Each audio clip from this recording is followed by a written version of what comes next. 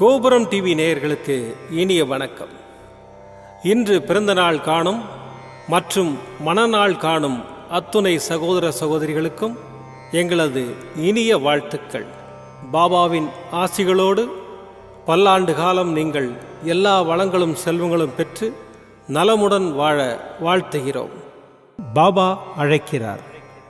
அவரின் பொன்மொழிகளை கேட்பதற்காக, நம் பிரச்சனைகளை தீர்த்து வைக்கும் அற்புதமான கூட்டு பிரார்த்தனை செய்வதற்காக, மேலும் மனம் ஒருநிலைப்படவும் மனம் அமைதி பெறவும் அற்புதமான தியானம் செய்யவும் பாபா அழைக்கிறார்.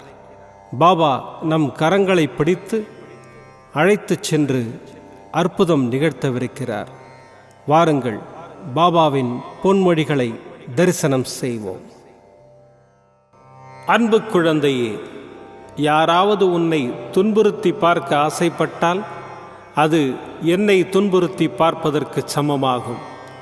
நான் உன்னுடன் இருக்கையில் நீ எதற்காகவும் கடுகளவு கூட கலங்காதே.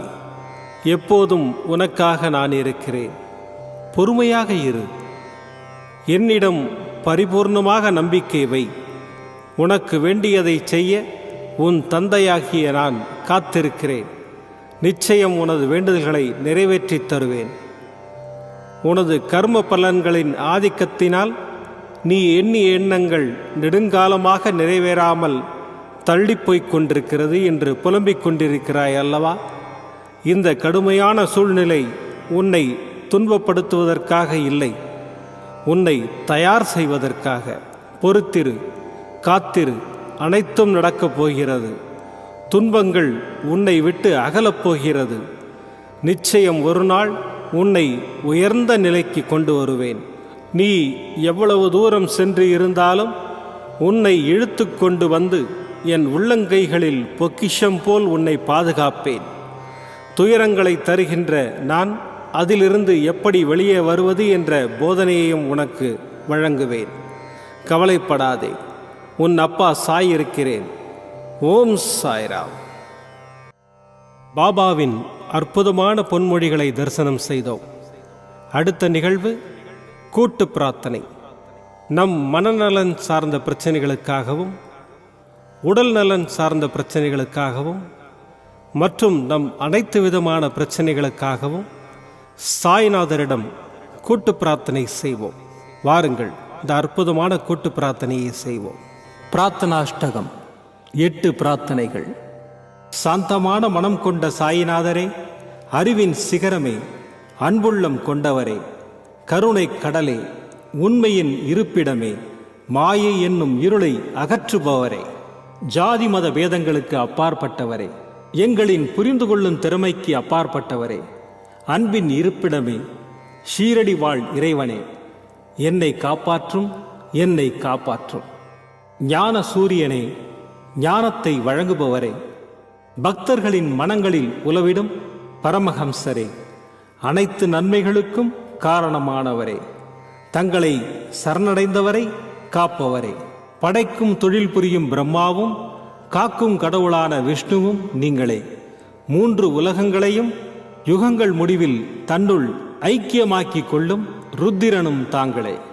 நீங்கள் இல்லாத இடம் இந்த பூமியில் ஏது? எல்லாம் அறிந்த இறைவன் நீங்கள். எங்கள் எல்லோரின் இதயங்களிலும் வசிப்பவரும் நீங்களே. எனது எல்லா குற்றங்களையும் மன்னிக்க வேண்டும் என்று வேண்டி கேட்டுக்கொள்ளுகின்றேன். அலை அலையாய் தொடர்ந்து வரும் சந்தேகங்களையும் மனமயக்கங்களையும் போக்குவீராக. நீங்கள் கோமாதா, நான் பிறந்த இளங்கன்று. நீங்கள் சந்திரன், நான் சந்திரகாந்த கல். தங்கள் பாதங்கள் கங்கை நதி. பணிவுடன் இந்த தாசன் உங்கள் பாதங்களில் தலை வணங்குகிறேன். உங்கள் கைகளை என் தலைமீது வைத்து ஆசை கூறுங்கள். என் கவலைகளும் துன்பங்களும் பறந்தோடட்டும். இந்த கணு தங்களின் தாசன். இந்த 8 துதிகளையும் கூறி நான் உங்களை சாஷ்டாங்கமாக நமஸ்கரிக்கின்றேன். எனது பாவங்கள், துன்பங்கள் மற்றும் ஏழ்மை நிலை இவை யாவும் உடனடியாக விலகி ஓடட்டும். ஓம் சாய்ராம். ஓம் சாய்ராம். ஓம் சாய்ராம். அற்புதமாக கூட்டு பிரார்த்தனை செய்தோம். பாபா நம்முடைய கோரிக்கையை ஏற்று நிச்சயமாக நமக்கு அற்புதங்களை செய்வார் என்பது சத்தியம். இனி கண்களை மூடி பாபாவை மனதில் நிறுத்தி பாபாவின் அற்புதமான சக்தி வாய்ந்த மந்திரத்தை அனுபவிப்போம். ஓம் நமோ பகவதே சாயிநாதாய अमृतवाक्यवर्षाय सकललोकपूजिताय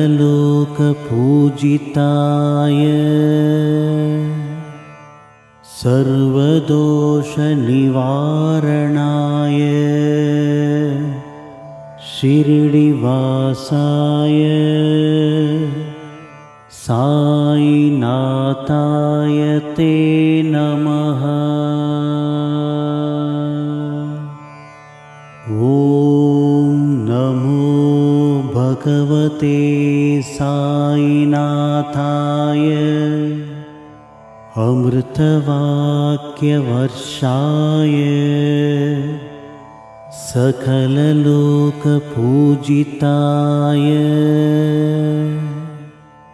सर्वदोषनिवारणाय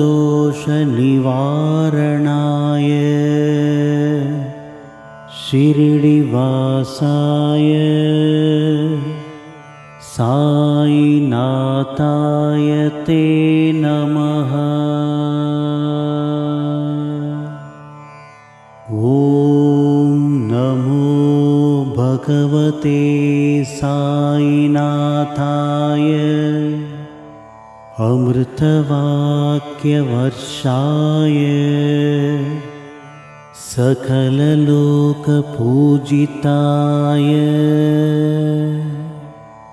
सर्वदोषनिवारणाय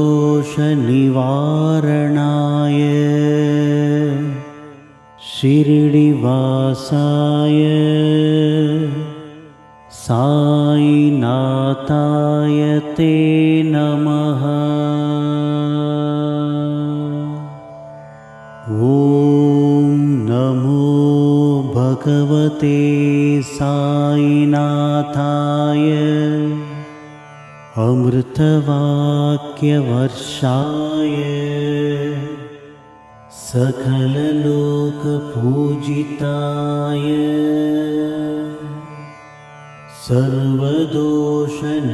सर्वदोषनिवारणाय शिरडिवासाय साईनाथाय ते नमः। ओम नमो भगवते साईनाथाय अमृतवाक्यवर्षाय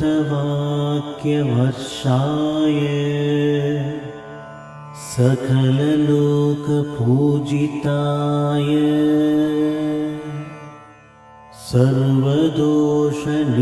सर्वदोषनिवारणाय शिरडिवासाय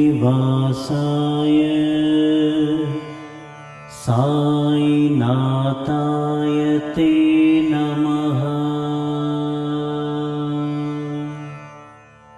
ओम नमो भगवते साईनाथाय अमृतवाक्यवर्षाय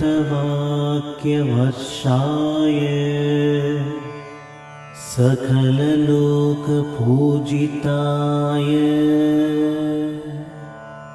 सर्वदोषनिवारणाय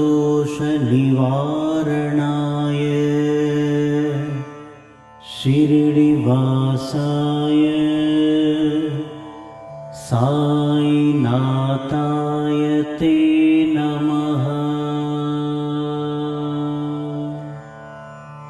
ओम नमो भगवते साईनाथाय अमृतवाक्यवर्षाय सकललोकपूजिताय सर्वदोषनिवारणाय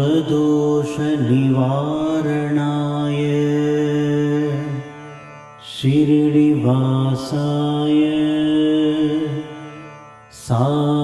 साईनाथाय ते नमः।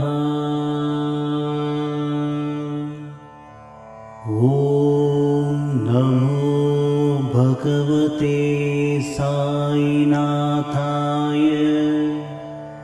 अमृतवाक्यवर्षाय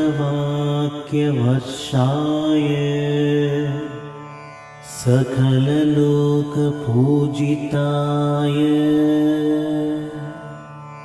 सर्वदोषनिवारणाय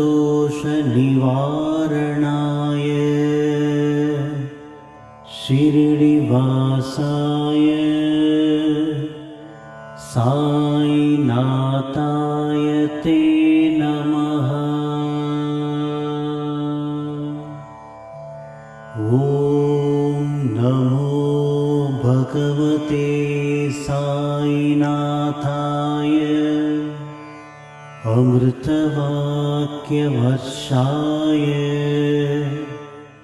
सकललोकपूजिताय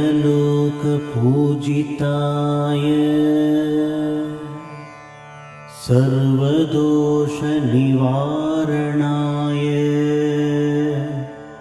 शिरडिवासाय साईनाथाय ते नमः। ॐ नमो भगवते साईनाथाय अमृतवाक्यवर्षाय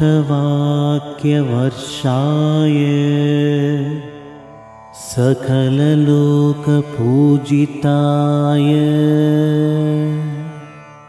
सर्वदोषनिवारणाय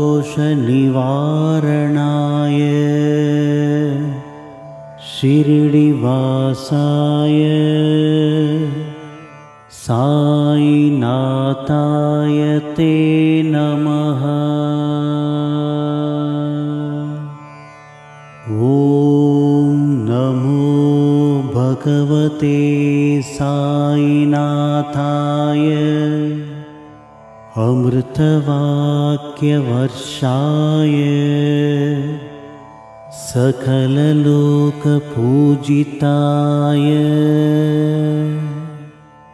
सर्वदोषनिवारणाय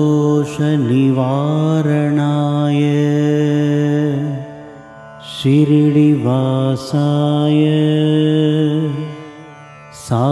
साईनाथाय ते नमः। ॐ नमो भगवते साईनाथाय अमृतवाक्यवर्षाय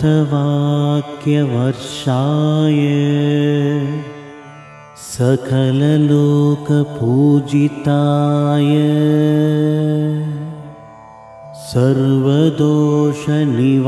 सर्वदोषनिवारणाय शिरडिवासाय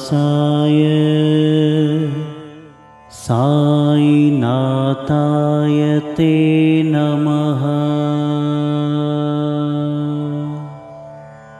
ॐ नमो भगवते साईनाथाय अमृतवाक्यवर्षाय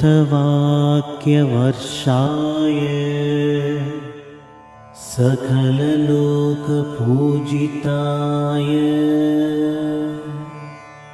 सर्वदोषनिवारणाय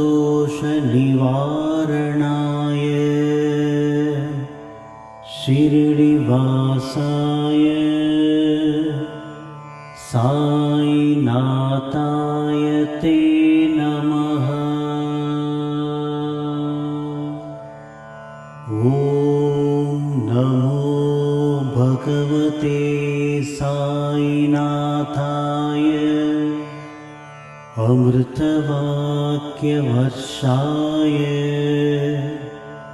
सकललोकपूजिताय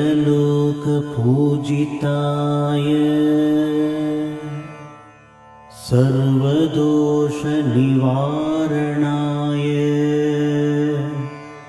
शिरडिवासाय साईनाथाय ते नमः। ॐ नमो भगवते साईनाथाय अमृतवाक्यवर्षाय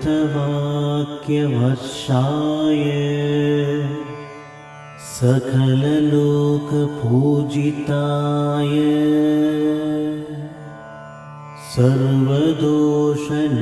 सर्वदोषनिवारणाय शिरडिवासाय साईनाथाय ते नमः। ॐ नमो भगवते साईनाथाय अमृतवाक्यवर्षाय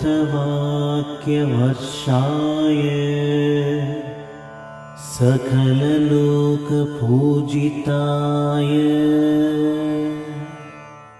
सर्वदोषनिवारणाय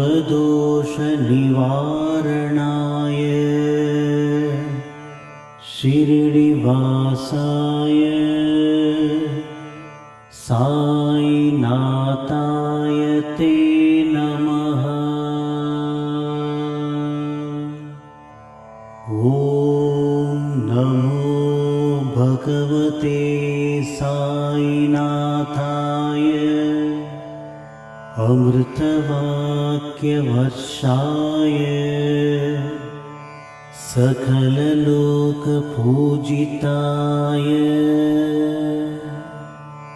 सर्वदोषनिवारणाय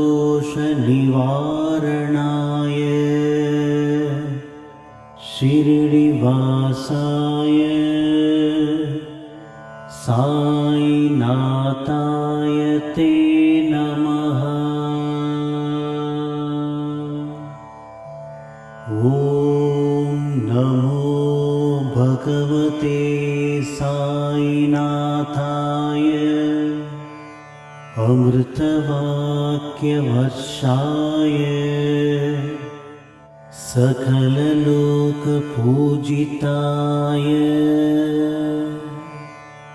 सर्वदोषनिवारणाय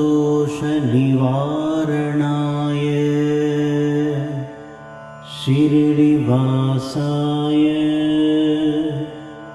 साईनाथाय ते नमः। மீண்டும் நாளை காலை இந்த அற்புதமான பாபா அழைக்கிறார் நிகழ்ச்சியில் சந்திப்போம். நன்றி, வணக்கம்.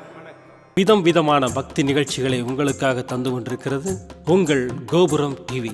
உங்களுக்கு பிடித்த நிகழ்ச்சிகளை லைக் செய்யுங்கள், உங்களுக்கு பிடித்த மாணவர்களுக்கு ஷேர் செய்யுங்கள். மேலும் சப்ஸ்கிரைப் செய்வதோடு மட்டுமல்லாது அருகில் இருக்கும் பெல் பட்டனை கிளிக் செய்து கோபுரம் டிவி நிகழ்ச்சிகளை உடனுக்குடன் தெரிந்து கொள்ளுங்கள். மற்றும் ஒரு மகிழ்ச்சியான செய்தி, கோபுரம் டிவி ஆப்பை கூகுள் பிளே ஸ்டோரில் ஃப்ரீ டவுன்லோட் செய்து கோபுரம் டிவி நிகழ்ச்சிகளை தொடர்ந்து கண்டுகளியுங்கள். பாருங்கள், ரசியுங்கள், பரவசமடையுங்கள். gopuramtv.com. பக்திமயம்.